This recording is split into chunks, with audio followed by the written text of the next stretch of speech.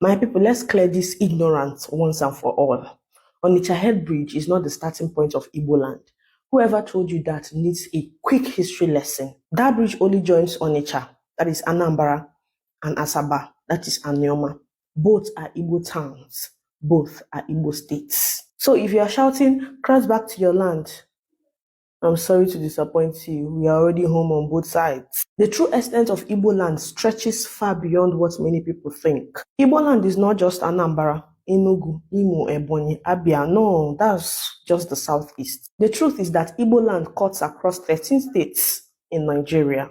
Yeah. From a geographical perspective, the width of Igbo land starts from Ibanke in Edo State, cutting across Anioma in Delta, Anambra, Enugu, Ebonyi, then to Isobo in Cross River State. The length of Igbo land stretches from Momo Ezekoya in Benue State, spanning Enugu, Abia, down to Boni and Opobo in River State. We also have Igbo indigenous lands in part of Akwa Ibom and Bayelsa states. This is the full truth many Nigerians don't want to hear. So tell me, who are you to reduce a whole nation of over 50 million people to just 5 states? That's disrespectful and even malicious. Anioma is Igbo land, same as Oyibo, Ikwere, Ogbe Mandoni, Ekpeye, Boni, and Opobo in River State. They are all autochthonous Igbo people. Their tongue, their culture, their blood, their history says it all. So stop deceiving yourself with artificial state creation, bogus boundary adjustment, and skewed geography. Excuse me? Niger River is not a border. It's just a water flowing. A river does not divide a people.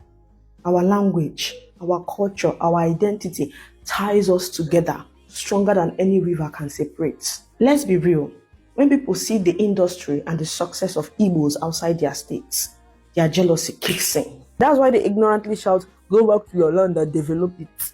Meanwhile, those bozos have not stepped their feet outside the empty forest of Oyo, Ogun, Oshun, and Ekiti. If they mistakenly visit Enugu, Aba, Owerri, Onitsha, Boni, Asaba, and the rest, their mouth drop in shock. Roads, businesses, numerous story buildings, hotels, vibrant nightlives. Igbo land is booming more than their own brown roof republic. The hypocrisy is laughable. You insult Igbos in Lagos, yet when you visit Enugu for lawyers' conference or Asaba for weddings, you suddenly start raining praises, giving testimonies about how beautiful the East is. Ngwano now. Keep the energy consistent. No wahala. Reality is bitter. Igbo land is massive, spread across Nigeria, highly populated, and well developed more than any other region in this country. Our people remain united in language, blood, industry, and culture. Never mind, I'll bring you solid facts on how Yoruba land is mostly empty, with far-flung rickety villages ensconced amid huge forests. No wonder Fulani herdsmen roam freely, sacking villages with impunity. Ndi Igbo, we must stop allowing outsiders to rewrite our history. The earlier we correct this misinformation, the better. Igbo bofu, Igbos are one, no matter where they are planted. From Ibanke to Anioma, from Nsukka to Ibani, from Arochukwu to Aba, the story is one. So next time when someone tries to tell you, Igbo land start from Onitsha Head Bridge, laugh at them and remind them, Igbo land starts wherever an Igbo tongue is spoken, and it spans 13 states. Strong. And even your maps can't hide it. Do you know why many of our Yoruba brothers keep chanting that tired chorus, Igbos should go back and develop their region?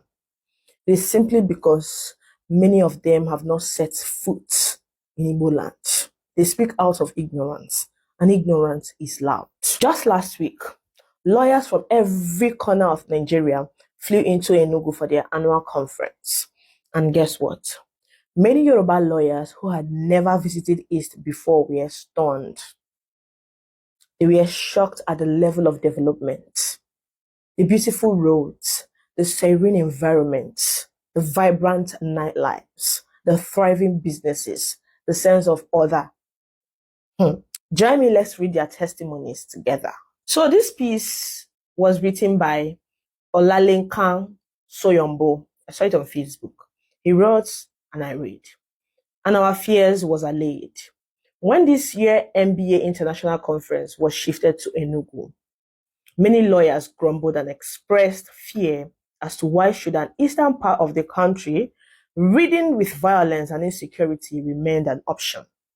Afterwards, the association was assured of the best and we moved on, though with doubts, but in the spirit of optimism that our association remains ours. The best of it must be explored regardless. Indeed, Enugu City disappointed us. Yes. Disappointed to seeing a clean city and well-coordinated people.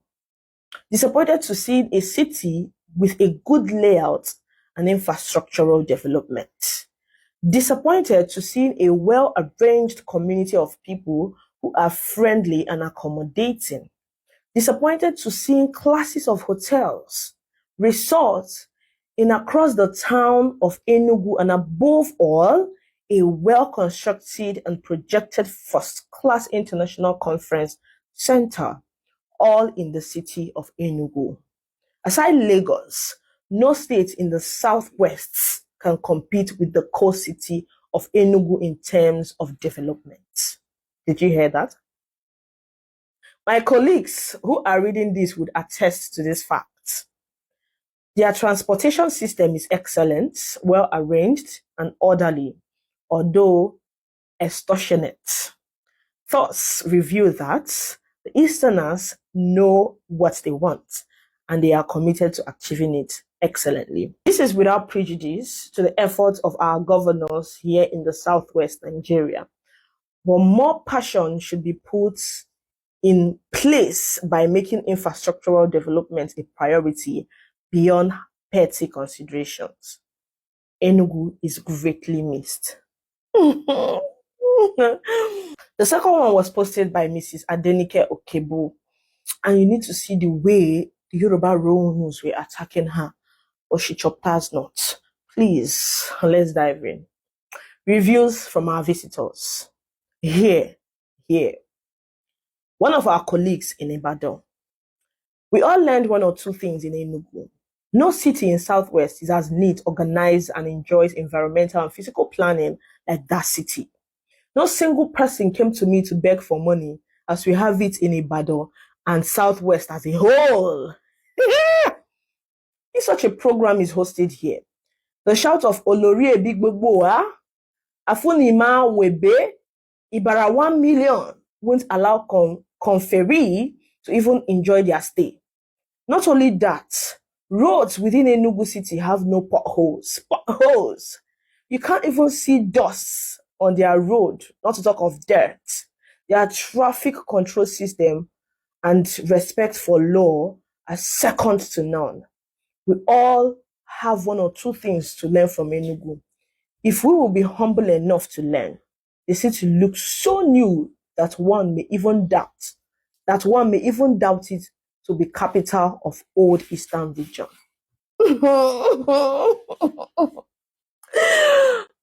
Yorubas will cry.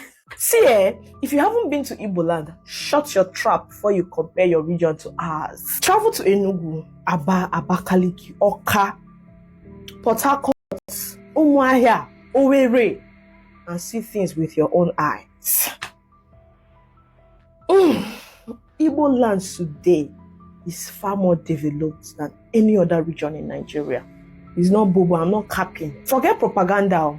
Apart from Lagos, which was built by the sweat of everyone in Nigeria and handed federal privileges that no other state enjoyed, many Yoruba towns and cities cannot stand side by side with Igbo cities.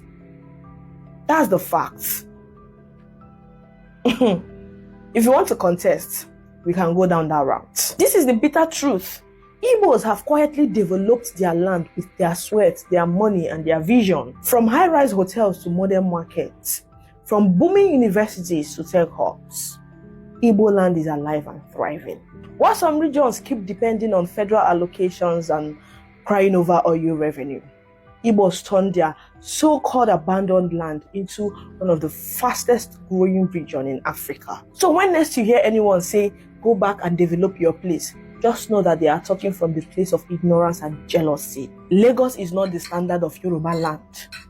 It is Nigeria's capital of old, built with everyone's contribution. But in terms of self-driven development, Igbo land stands taller than any other region in this country, aside Lagos. The truth remains, if you want to see the spirit of progress, resilience, and modernity, come to Igbo land. We don't beg the government.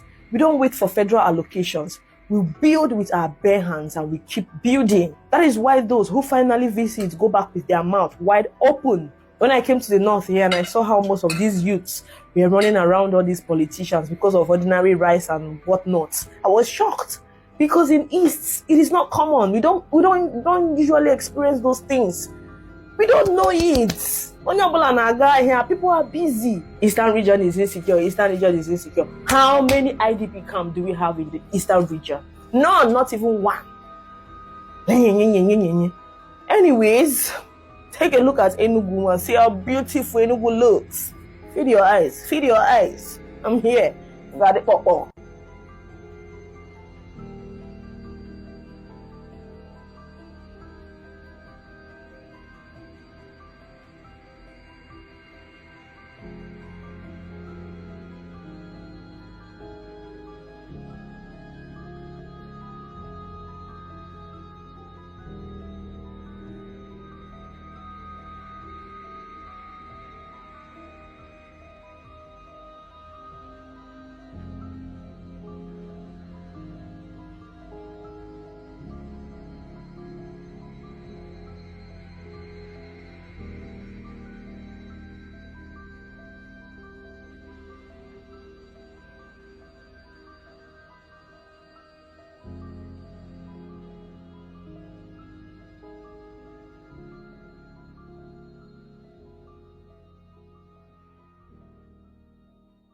Igbo is Igbo and will forever remain part of Igbo land. My people, there is truly time for everything under the sun. A time to be silent, a time to speak, a time to scatter, and a time to gather again. And if we look very well, this is not the time for Igbo to remain scattered, confused, and divided by the artificial lines drawn by the Nigerian state. This is the time for us to come together, to unify, to bond again, and to reclaim our glorious future. You see, you may decide not to call someone your friend. You may quarrel, disagree, or even stay far apart. But no matter how you twist it, you cannot stop your brother from being your brother. Blood is stronger than politics. Brotherhood is stronger than geography. And in the case of Igbo, our bond was designed beyond the borders of Nigeria. It is spiritual, it is historical, and it comes from above. The message is clear. Unify Igbo now. Restore the bond. Reclaim the future. Just look at the elders of Ibanki, boldly standing in solidarity with the Unified Igbo movement. Once upon a time, Ibanki was swimming in confusion about its true identity. People debated, fought, and doubted whether they were truly part of the Igbo family. But today, the cloud of confusion has cleared. A people once lost in division are now rising in clarity, pride, and confidence. The declaration is unshakable. Ibanki is Igbo and will forever remain part of Igbo land.